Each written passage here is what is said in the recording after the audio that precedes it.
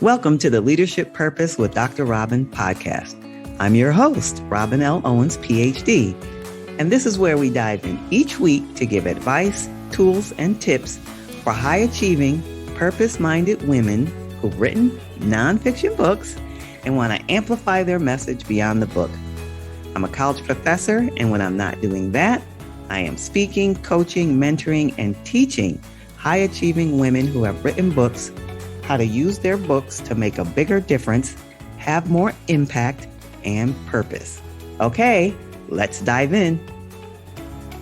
Welcome back to another episode of the Leadership Purpose with Dr. Robin podcast. So glad you're here. I so appreciate you for listening into the podcast.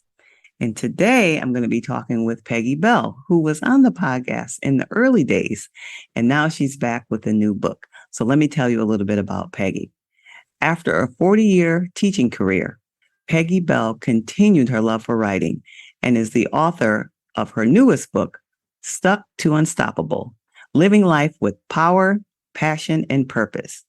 And in addition to her new book, she became a certified coach and event speaker. She's now an international best-selling author and has written for print and online magazines such as Woman's World, Open to Hope, and Thrive Global. Peggy works with charitable causes that want to make a bigger impact in their communities by helping them expand their outreach. She believes we all have gifts within us to share, and no one should leave this world with unopened gifts. Peggy resides with her husband in Houston, Texas, and she is back with us here today. Welcome, Peggy Bell. Hi, Dr. Robin. It is so good to be here. So glad to see you. So let's just jump right in. Now, I read your formal introduction. Why don't you tell us a little bit about who you are and the work you're doing these days? Sure. Well, I always had a love for writing from a very young age. So I got tired of teaching after 40 years. I called it quits, but I didn't get tired of writing. I only changed genres. I was writing fiction when I was teaching, changed to nonfiction. And that's the only difference in my writing because I still love to write. You know, it's so good to have a passion and be able to keep it going like that. Yeah, it's funny how, I had no interest in nonfiction when I first started. It was all fiction. And then once I switched over, it's like, not sure I'll ever go back to fiction. So just change of times, I guess, but not passion. Yeah, that's wonderful. So tell us about the work you're doing in addition to following your passion in writing. Well, you mentioned about the unopened gifts and sharing your gifts. And I just had a calling. I felt like I wanted to help nonprofits in any way that I could, not just one, but as many as I could. So I decided to combine what I love doing, and was putting on my events, finding a reputable charitable organization who really needed some help, and sharing part of the profits with them. All they have to do is open their hand so I could give them their check. So it's a good way to do it. Yeah, it does sound like it. So what are the events around? Tell us about these events. The event is actually centered around my book because my book talks about living a fulfilled life, finding your joy and your purpose in life and following through with that. I talk about something in my book that I call the Bell approach, which is a logical order of transformation. And so my talks always center around that, trying to get what you want from life. Yeah, that's fascinating. And I can see how it would be really meaningful for you to make a difference with others, with organizations who are making a difference. Yes. And it just spreads your impact. And it helps them because we bring in people that they wouldn't ordinarily have in their groups. And so it's a win-win all the way around. So Yeah, that sounds wonderful. All right. So now we heard the title of your book, and I love that, Living Life with Power, Passion, and Purpose. That really gets my attention, and it's Stuck to Unstoppable. So tell us more about your book. What would you say is the main message? I mean, I think the title gives it away, but tell us more about what you think the main message is. The main message is just transformation, just getting what you want out of life. So many times, we go through life and on autopilot, and we settle for things because it's comfortable, not because we really want it. But when you stop and you kind of get off that merry-go-round of life and you look at what it is you want, you realize you're not getting it all the time. So what do we have to do to get it? Because life's too short to say, I'm going to try tomorrow or I'll try next year. Now you want it, now's the time to go for it. And so my book kind of lends itself to a logical approach to getting what you want. And you mentioned that approach. There's a framework. Tell us a little bit about that. It's called the Bell approach, and Bell's my last name, but it's also an acronym, and it stands for Believe, Evolve, Love Yourself, and Live Your Purpose. So it starts off with the self-belief, because that's kind of like the building the foundational house within yourself. And so if you can believe in yourself, then you can be motivated to put one foot in front of the other and to keep pushing. Without that self-belief, it doesn't matter your skill set or your ability or your strength. You're not going to go after it if you don't believe that it's achievable. So that's the foundation. And we work our way all the way through until you found out what your purpose is and you set goals for reaching it. That's fascinating. So the core, the foundation of it is that B for belief. Right. Now, tell us what the E and the LL again. Tell us. E is for evolve, because we're always changing. We're always, if you don't believe it, not long ago we didn't have microwaves and we didn't have cell phones. And so the world changes and we've got to keep up with it. And we're changing also. And so changing our limiting beliefs, looking at things that are holding us back that we never even questioned before, because it was something that was taught to us. We never questioned. We found it as truth, but it could be holding us back. So looking at that, watching what thoughts you put into your mind, because whatever you put in your mind is what's going to come out. And so reframing your thoughts and things, that's kind of the evolving part of it. And then love yourself is all about self-care and self-compassion, being patient with yourself, forgiving others, knowing boundaries, all of those things. And then live your purpose is when you finding your purpose and you're ready to wipe that slate clean and write that new story, that new chapter in your book.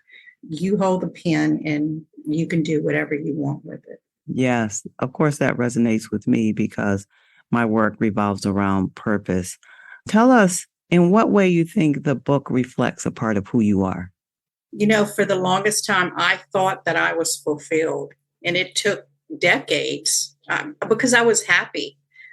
But I didn't realize that there was so much more to life, because I had the low self-confidence. I had the low self-esteem. I had the very vocal self-critic. I gave in to all of that. So I was more of a spectator of life instead of a participant. I just thought that was the way I was, and that was the way I was always going to be. But when I changed my mindset and I realized there was so much more outside of my comfort zone, that's where so many opportunities were waiting. And I would have never found that had I not stepped out of that comfort zone and burst that bubble. So that was the part for me. It was a whole transformation that I went through. And that's what I want to share in the book. All the things that I struggled with and how you can overcome them. Yes. And I'm struck by you saying that you felt like you were happy. I did. I had children. I had a happy marriage, all of that. But there were dreams of my own that I had just put on the back burner that I just pushed away because I didn't have the confidence to go after it. And so I was content just being where I was, and I was happy. But I'm a whole different person now since I've gone through that transformation, because I've dusted off those old dreams, public speaking being the number one thing that I was terrified of. But it was a dream I had. I could always picture myself doing it, but there was no way I was going to try to go after it. And when I realized, if I don't do it now, when will I? And so I took the steps. I took the action steps, and I went forward. And now, I love it. Good for you for taking that step.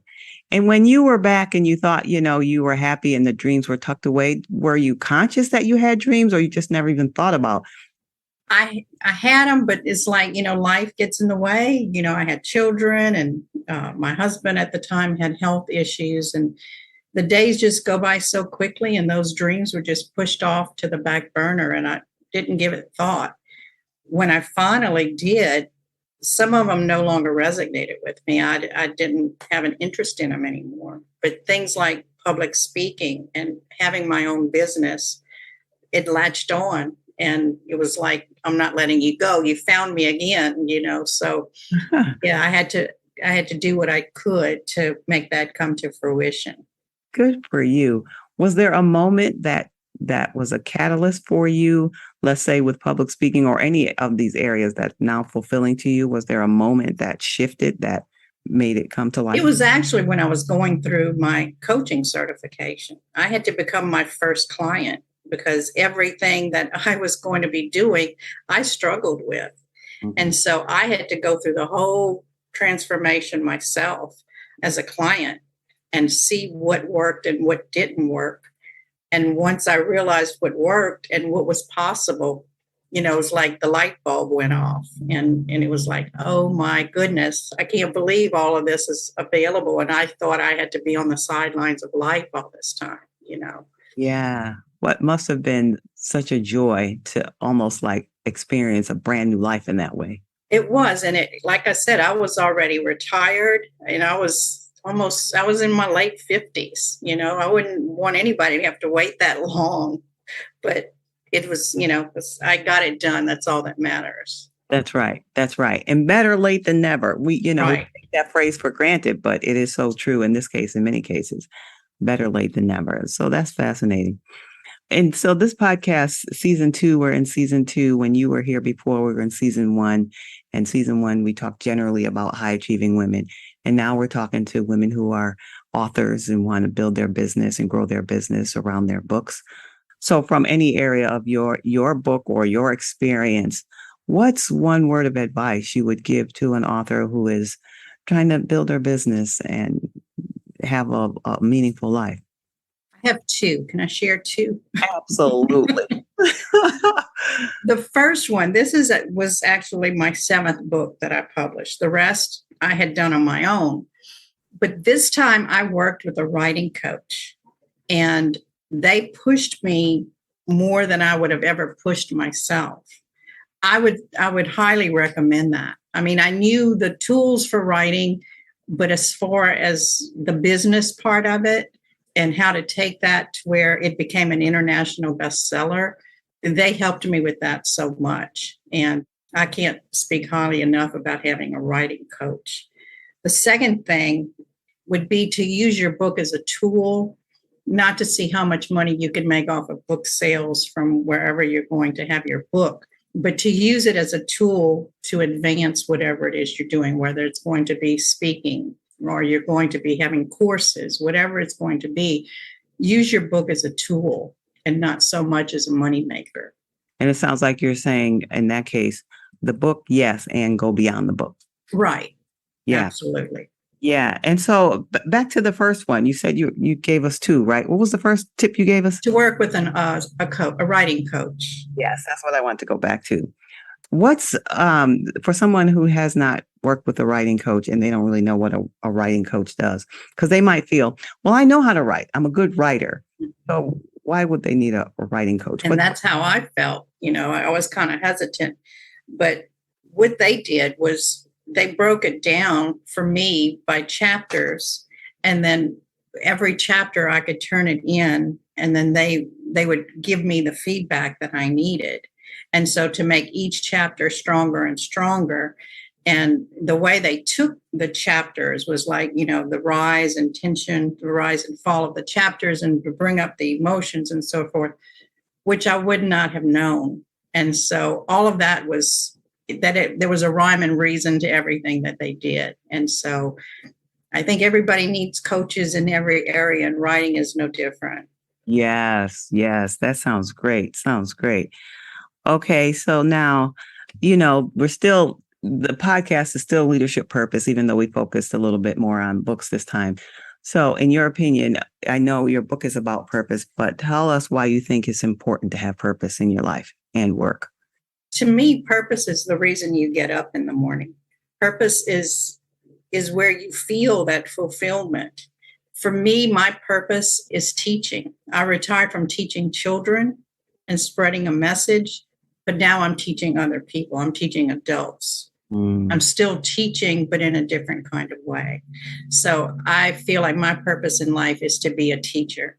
And the passion is the way that you go about doing it. So my passion is through my events. My passion is through the books that I write. All of that is part of the teaching. So I think if you don't have purpose in your life, then you're just kind of walking around searching for things that you're not going to find unless you really know what your purpose is. Yes, of course, I resonate with that. Yeah. Of course, I'm all about purpose. Peggy, this has been so helpful and insightful. Now, is there anything that you want to add to the conversation that I didn't get a chance to ask you yet? Just, if there are ladies out there that are interested in writing books, if they have any questions, I mean, I'm not trying to say that I'm the biggest expert, but I'd be happy to answer questions because that's how I, had questions answered for me and it helped me. And so if anybody has questions, they can absolutely get in touch with me and I'll try to see if I can help as much as possible. Well, that's very generous. Where can people be in touch with you? You can just go on my website. There's a contact page. It's PeggyMBell.com, M like Mary.